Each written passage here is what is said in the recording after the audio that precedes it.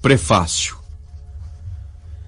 Ler e, sobretudo, entender a comédia não é algo fácil.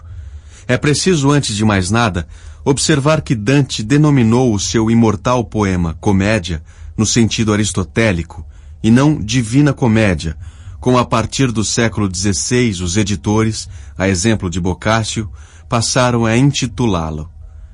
Requer, pois, esforço intelectual árduo a nós, homens modernos, que estamos para entrar no século XXI, entender um grande poeta que pode e deve ser considerado como a síntese suprema de toda a cultura medieval, a qual soube traduzir em poesia sublime.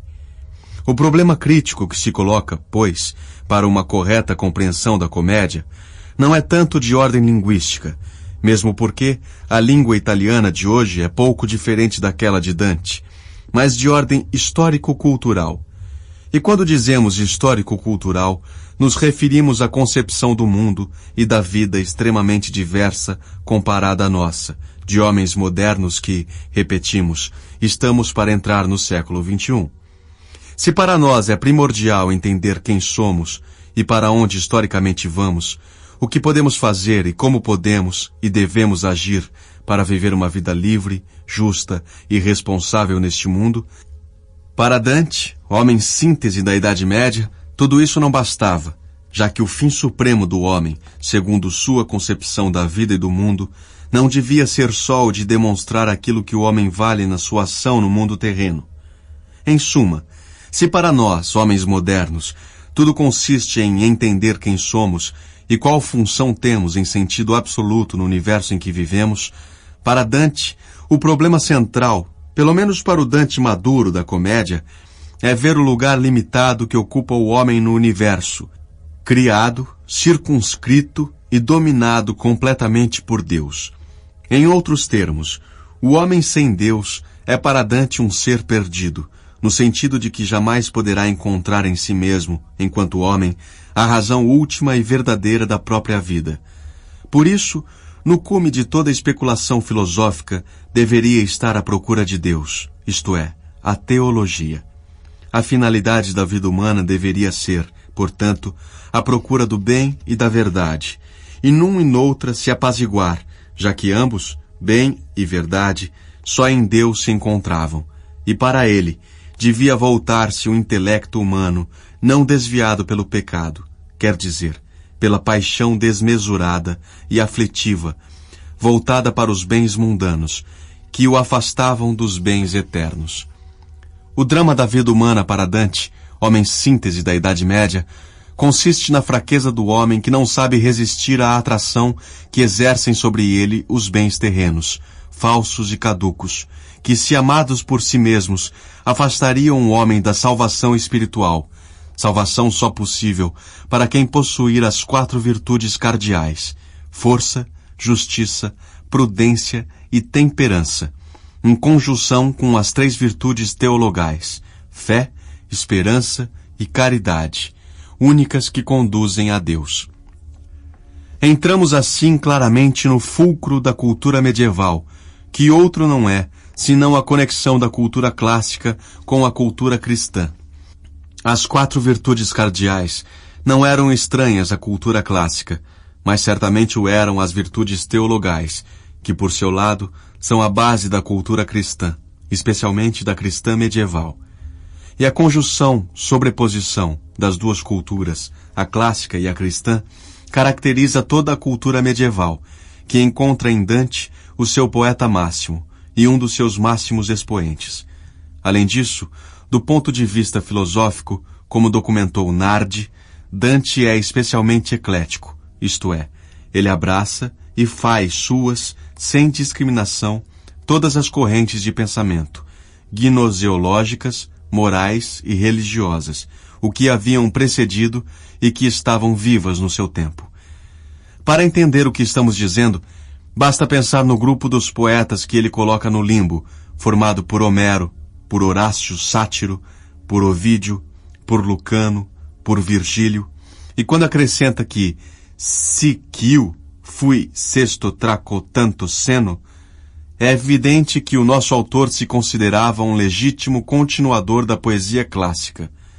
Com relação à sua posição histórico-teológica de tipo eclético, basta pensar nos personagens mitológicos e históricos que põe igualmente no limbo, de Electra a Heitor, a César, Camila, Pentesileia, Latino, Bruto, Tarquínio, Lucrécia, Júlia, Márcia, Cornélia e o sultão do Egito, Salat el-Din.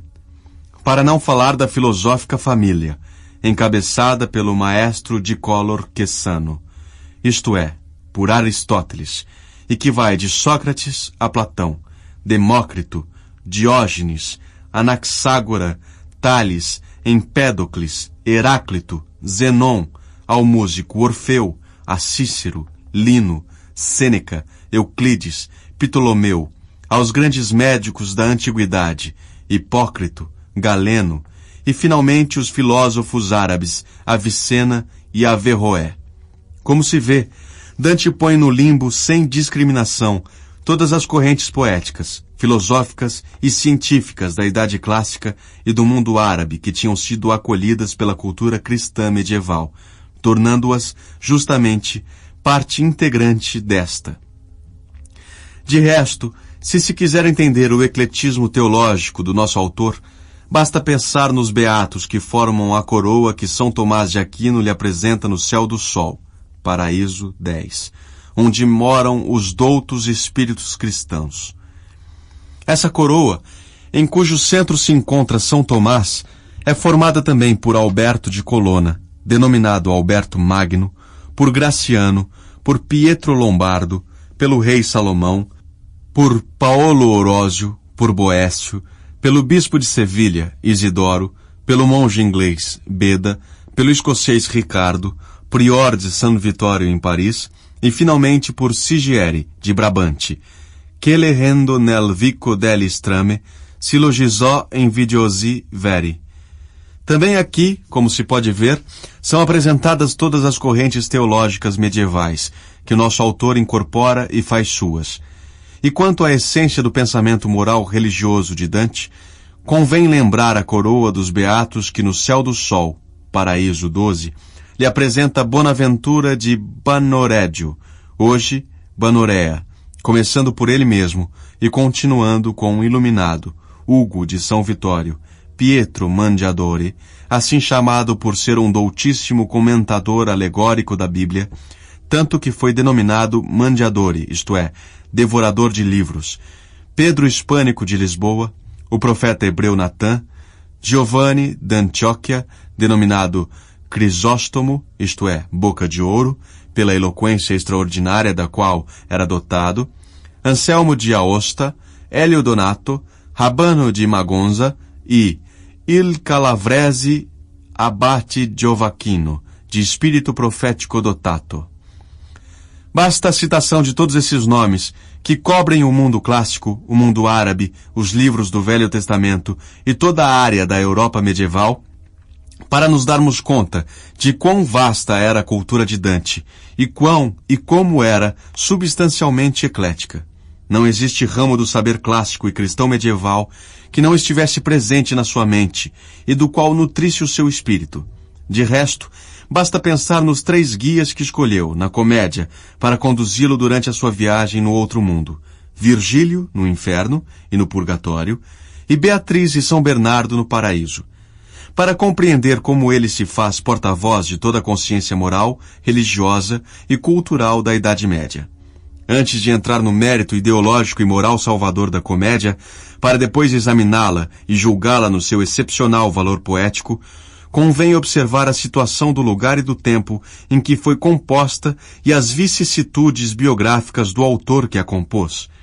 Da vida de Dante sabemos pouco, e tudo o que sabemos pode ser extraído de suas obras, especialmente da Vita Nuova e da Comédia.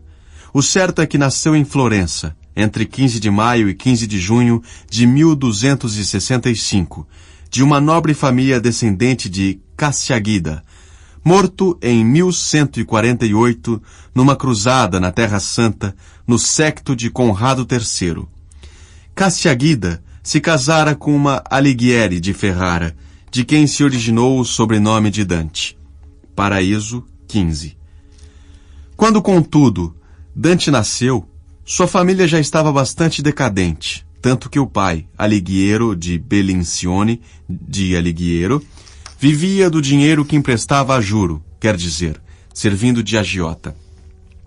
Entretanto, Dante desfrutou na sua juventude de ótima educação. Teve como mestre Brunetto Latini, o autor do famoso Tresor, composto na França, e do Tesoretto, composto em Florença, Inferno 15. E morou em Bolonha, em 1287, provavelmente para frequentar a célebre universidade daquela cidade. Foi quando encontrou Beatriz pela primeira vez, com 9 anos de idade, o anjo que iria cantar por toda a vida, reencontrando-a só mais tarde, quando ela já tinha 18 anos. Casou-se por volta de 1283 com Gemma Donati, por meio de um contrato matrimonial estipulado, segundo as regras do tempo, por seu pai Alighiero, em 1277, e pelo pai de Gemma, Manetto Donati. Tiveram 3 filhos, Pietro, Jacopo e Antônia, e talvez um quarto chamado Giovanni. Em 1289, participou da Batalha de Campaldino e também da conquista do castelo pisano de Caprona. Compôs a Vita Nuova entre 1283 e 1292, em que canta e exalta a beleza e a virtude de Beatriz. Sua carreira política se inicia em 1295, alcançando o cargo de prior, isto é, de governador de Florença, entre 15 de junho e 15 de agosto do ano de 1300. Na sua vida política, se mostrou enérgico e justo, e não se rendeu a ninguém, amigo ou adversário que fosse, para assim assegurar a paz aos cidadãos de Florença. Resistiu à ingerência do Papa Bonifácio VIII nos negócios internos da cidade. Por isso militou junto aos Guelfi brancos, que se opunham tanto à política da Igreja quanto à do Império, as duas grandes forças rivais da Idade Média. Foi enviado a Roma, junto com 2 outras pessoas, para persuadir Bonifácio VIII a não deixar que Carlo de Valois, enviado pelo Papa sob as falsas vestes de pacificador em Florença, ajudasse os Guelfi negros, favoráveis à política papal, a se tornarem donos do governo da cidade. Mas isso não ocorreu. Dante voltou de Roma não só de mãos vazias, como já no caminho foi informado de que os seus adversários políticos, isto é, os Guelfi negros, tinham-no condenado, sob acusação de corrupção, a pagar uma multa de 5.000 florins e a 2 anos de prisão, além de interdição perpétua aos ofícios públicos. A acusação era falsa e a condenação, emitida em 27 de maio de 1302, atingia-o injustamente. Por isso, recusou-se a pagar a multa e escolheu a via do exílio. Desde então, jamais retornou a Florença e, orgulhoso como era, suportou o exílio com grande dignidade e coragem. Viveu até a morte, ocorrida em 1321 em Ravenna, errando de corte em corte em várias cidades da Itália centro-setentrional.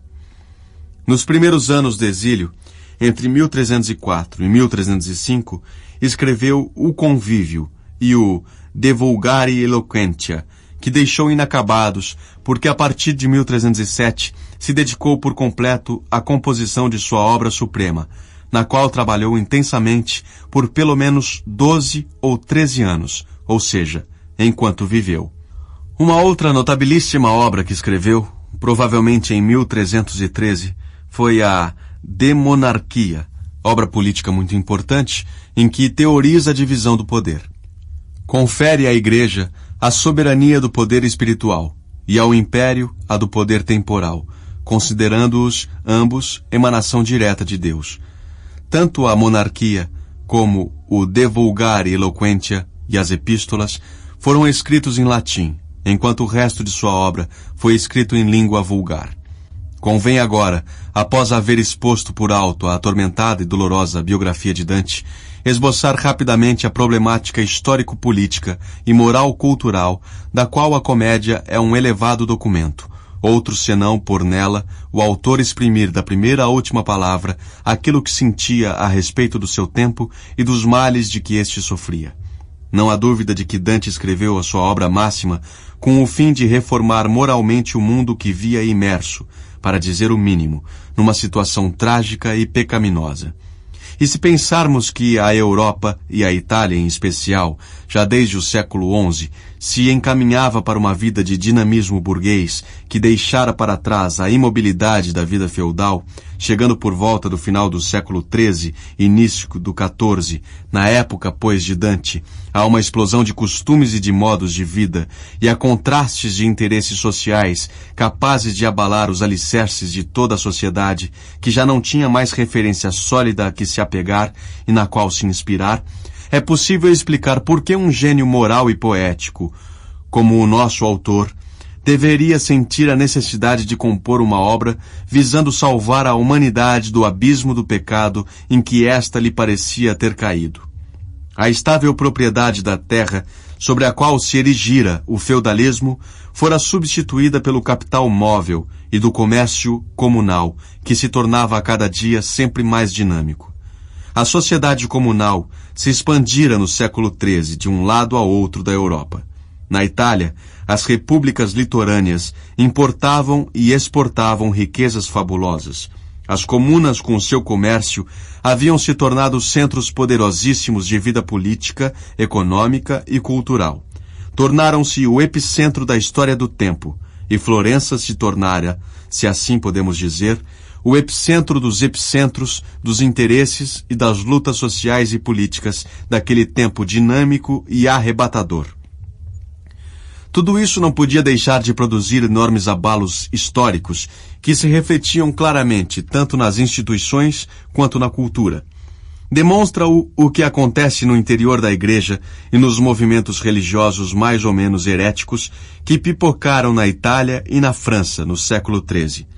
Figuras como as de São Domingos e de São Francisco não podem historicamente ser explicadas se não se tiver presente o trabalho da sociedade da época, que ansiava por reviver a mensagem cristã de um modo mais vivo do que o fazia a instituição eclesiástica, que se distanciara do espírito do cristianismo primitivo.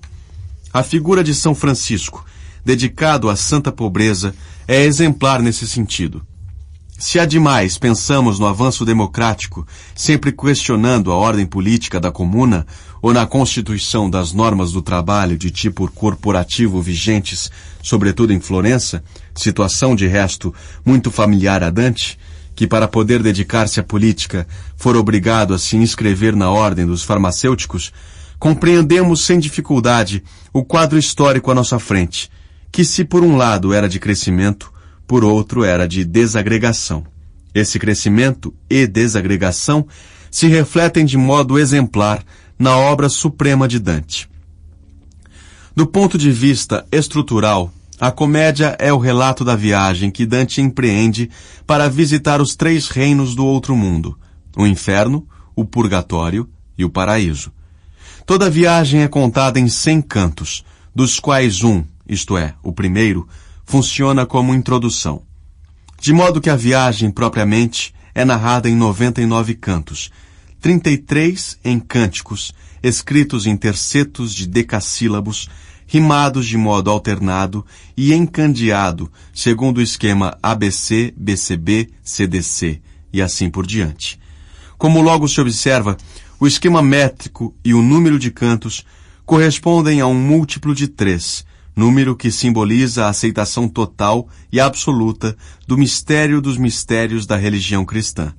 A crença sem silogismos defectivos no Pai, no Filho e no Espírito Santo, sentidos e entendidos como uma só pessoa. Trata-se, em outros termos, da concepção de Deus como unidade e como trindade. Já por aí podemos ver que a poesia da comédia é toda expressa por símbolos. Pode-se dizer que toda a linguagem poética do poema é uma linguagem simbólica, e nem poderia ser diferente a partir do momento que Dante quer descrever e representar, como veremos, em figuras poéticas, um mundo e uma realidade que ultrapassam a experiência humana. Provém daí, em parte, a dificuldade de leitura desse grande poema. Além disso, a arquitetura da comédia se assemelha perfeitamente à de uma catedral gótica, traçada com absoluta racionalidade geométrico-matemática, como de resto ocorre sempre quando se trata de arte simbólica. Tudo na comédia é subdividido e organizado com lógica consequência. Os pecadores e a respectiva punição eterna e terrificante são progressivamente representados e descritos no inferno. Os pecadores arrependidos e a respectiva expiação, circunscrita no tempo, justamente porque se arrependeram quando ainda eram vivos, são representados e descritos no purgatório. A beatitude graduada, segundo os méritos dos beatos, é descrita e representada no paraíso. Tanto a punição, quanto a expiação e a beatitude é regulada pela rigorosa lei de Talião, quer dizer, correspondência entre a pena a que as almas danadas são submetidas eternamente no inferno e o pecado cometido durante a vida terrena, entre a expiação limitada no tempo do purgatório e a gravidade do pecado perpetrado durante a vida terrena. E, finalmente, correspondência entre o grau de bem-aventurança gozada pelas almas no paraíso e a proporção do bem operado durante a vida terrena. Portanto, como se vê, a estrutura simbólica da comédia, no seu desenho figurativo e na sua organização conceitual e moral, é o puro reflexo da aceitação total da vida cristã como espiritualmente era concebida na Idade Média. E sem o conhecimento profundo da cultura filosófica, teológica, religiosa, política, social e, obviamente, retórica da Idade Média, toda leitura da comédia, mesmo guiada, acaba ficando desfocada, para não dizer falsa. Mas por que Dante imagina fazer uma viagem no além-túmulo para ver e descrever a situação em que se encontram as almas dos mortos e por que escolhe o poeta latino Virgílio como guia no inferno e no purgatório e Beatriz, antes, e São Bernardo, no final, no paraíso? A razão da viagem está no fato de ele, com a comédia, propor uma redenção moral da humanidade que via submetida ao apego aos bens terrenos e às paixões mundanas, e, portanto, destinada à perdição eterna. Assim, para despertar nos homens a consciência da redenção, isto é, a consciência de que, se quisessem salvar-se espiritualmente, era necessário parar de perseguir os bens mundanos e voltar-se para os bens celestiais, os únicos que podiam fazê-los felizes na terra e bem-aventurados na vida eterna, o poeta decide compor um poema em que fossem mostradas as penas a que seriam condenados pela inflexível justiça de Deus se morressem submetidos a esse ou aquele pecado, e, por outro lado, a bem-aventurança que Deus espargiria se apresentassem ao seu juízo, ao mesmo tempo terrível e misericordioso, libertos do apego aos falsos e enganadores bens temporais. E esse fim escatológico e salvador propõe alcançar com uma descrição figurativa do além-túmulo. Desse modo, podemos e devemos dizer que a comédia é em essência um grande livro escrito para a salvação moral da humanidade. Vale dizer para libertá-la, com a ajuda e a assistência da graça de Deus, do pecado a que o poeta, cristão e crente absoluto, havia submetida. Nesse sentido, faz-se porta-voz moral e cultural, no sentido mais alto e com força doutrinal e poética excepcional, como veremos, do espírito da Idade Média, ansiando não ao gozo dos bens terrenos ou temporais, mas aqueles celestiais, segundo a mensagem cristã, da qual Dante se faz um convicto defensor.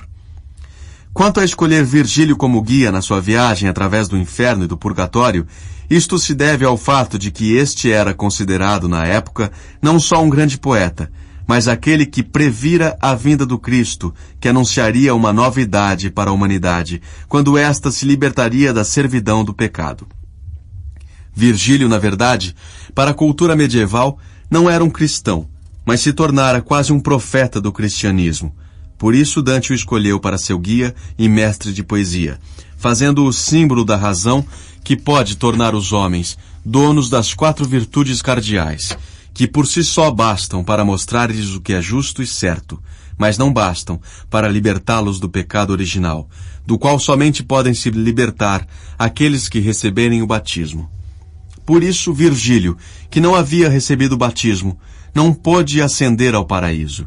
Assim, Dante se fará guiar no paraíso por Beatriz, que é o símbolo da teologia, e será ela a levá-lo em todos os céus, em contato com as almas bem-aventuradas, e o fará ver a alegria que estas gozam por não terem na memória a mácula de qualquer pecado, e por conformarem sem reserva sua vontade àquela de Deus. Mas não será ela, porém, a pôr Dante diretamente em contato com Deus, que mora no empírio, mas sim São Bernardo, pois o homem, por mais que se esforce, jamais poderá conhecer Deus servindo-se apenas dos instrumentos da razão. A razão humana, num certo ponto, torna-se impotente para prosseguir o trajeto que conduz a Deus. E então, só com um salto místico, poder-se-á alcançá-lo e acolhê-lo em todo o seu mistério, mas sempre de um modo limitado. Isso explica por que é São Bernardo um santo místico por excelência, e não Beatriz, a levá-lo fugazmente a contemplar o mistério de Deus uno e trino no empírio. A partir de tudo que foi dito até agora, pode-se, pensamos, compreender a grandeza escatológica e histórico-cultural da comédia como testemunho de uma época que pretendia que o homem vivesse em conformidade e em harmonia com a vontade de Deus e a ele submetido. Mas a grandeza da comédia não reside apenas nisso. Ao contrário, a sua verdadeira grandeza consiste sobretudo no fato de ser uma autêntica obra-prima poética, talvez a maior de todos os tempos. E é por isso que ela, mesmo sendo preciso e precioso testemunho de um tempo, acaba por suscitar o interesse dos leitores de qualquer época histórica, inclusive daquelas distantes já da Idade Média, como é a nossa, e acreditamos também daqueles leitores que se seguirão nos tempos futuros. Isso é demonstrado pelo fato de não ter havido século ou período histórico em que os homens não tenham se dedicado à leitura da comédia. Talvez só a Bíblia e os Evangelhos tenham sido mais lidos e estudados na história do mundo do que a comédia, pelo menos na história do mundo ocidental. E isso porque são livros sagrados, mas não há dúvida de que a comédia ocupa um lugar de grande relevo poético, além de cultural. Convém assim deter-nos aqui para examinar o extraordinário valor poético dessa obra. Quem lê e estuda a poesia da comédia se impressiona com a inigualável força imaginativa do autor ao dar à realidade, nos seus infinitos aspectos, uma figura plástico-simbólica de raríssima e surpreendente qualidade. Até mesmo os pensamentos mais abstratos, sejam eles filosóficos ou teológicos, as mais abstratas demonstrações científicas, as descrições astronômicas, as fábulas mitológicas, as invocações históricas, ou os sonhos e as esperanças dos homens, realizados ou não, adquirem na comédia uma plasticidade de formas que se imprimem de modo indelével na fantasia e na memória de todo leitor. O grande mérito do gênio de Dante é que ele pensava por imagens. Portanto, pode-se dizer, ou melhor, deve-se dizer, que a comédia não é mais do que um longo relato moral que sustenta um fantástico arcabouço de imagens simbólicas. Queremos dizer que ela nasce indubitavelmente de um fortíssimo estímulo moral-religioso reformista com fins escatológicos.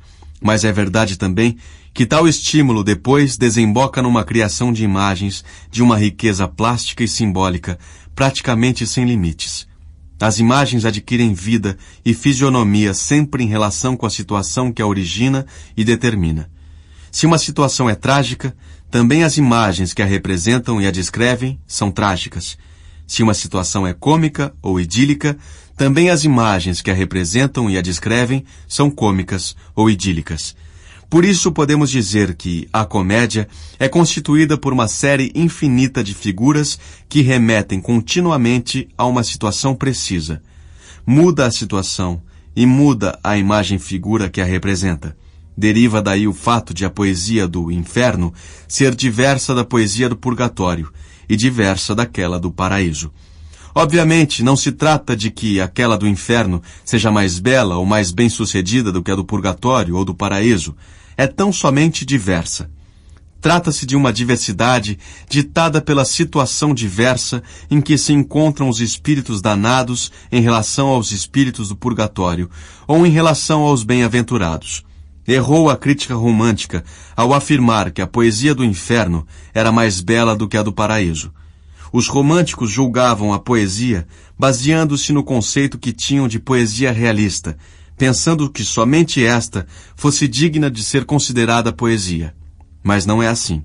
A poesia não é um fato conteudístico. É um fato expressivo.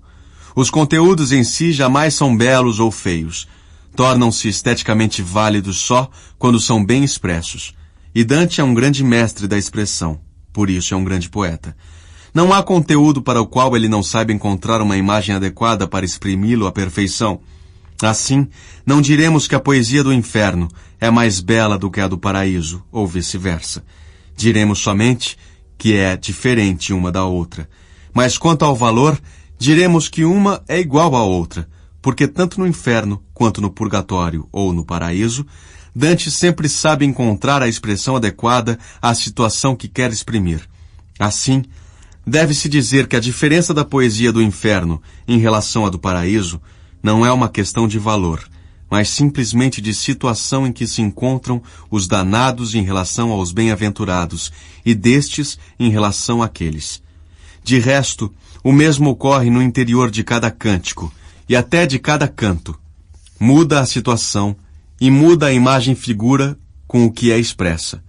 Muda o lugar onde se desenvolve a ação e muda a imagem-figura que o representa. Muda o estado de espírito do personagem que conta ou recorda um ou outro episódio de sua vida, ou este ou aquele acontecimento, e muda sua linguagem. A linguagem da comédia, ora é dura e furiosa, ora é emocionada e gentil, ora é deliciosa, ora é áspera, e sempre é adequada à situação que o poeta quer exprimir. No inferno, encontramos expressas de modo genial cenas iradas e violentas, torpes e horríveis, passionais e malignas. E no paraíso, com não menos genialidade, são expressas cenas de pura santidade e caridade exemplar. No purgatório, cenas de gentileza e delicadeza inesquecíveis. E é dessa ilimitada variação representativa que nasce a riqueza, a grandeza e a beleza incomensurável da poesia da comédia. É claro, pois, que a genialidade criativa de Dante não pode ser medida ou julgada somente considerando este ou aquele episódio, ou este ou aquele personagem, como, por exemplo, o amor-paixão envolvente de Paolo e Francesca da Rimini, o orgulho político de Farinata degli Uberti, o fervor de consciência de Ulisses, que se perde junto com os companheiros que o seguiram no louco voo, a terrível e desesperada dor do conde Ugolino della Gherardesca, aprisionado com seus filhos e netos numa torre de Pisa, onde morre de fome, a delicadeza melancólica de Pia dei Tolomei, a punição e expiação de Umberto degli Aldobrandeschi, a exaltação de São Francisco, a ira de São Pedro, que se lança contra o Papa Bonifácio VIII, que lhe usurpara o trono e reduzira a igreja a uma cloaca plena de sangue e de fedor, a oração à Virgem de São Bernardo, ou em tantos outros célebres episódios que podem ser lidos tanto no inferno quanto no purgatório ou no paraíso. Não. A grandeza da comédia consiste no seu conjunto. Cada episódio é em si uma obra-prima à parte, mas é na sua estrutura e na totalidade da sua forma que ela se distingue como uma insuperável criação do intelecto humano. Pode-se dizer, então, que é pelo conjunto do seu corpo magnífico, plasmado com amor e paixão, sede de justiça, desprezo feroz, ira, ódio, comoção profunda, refinada delicadeza, orgulho, piedade, admiração infinita por tudo aquilo que é virtuoso e santo, em suma, por tudo o que de terrível e de mal, de gentil e de delicado, de generoso e nobre, se hospeda no coração e na alma humana, que a comédia se faz admirar em toda a sua magnificência poética.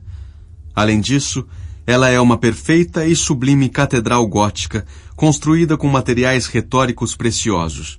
Não há um único pedaço que não se imponha por sua perfeição e por sua preciosidade.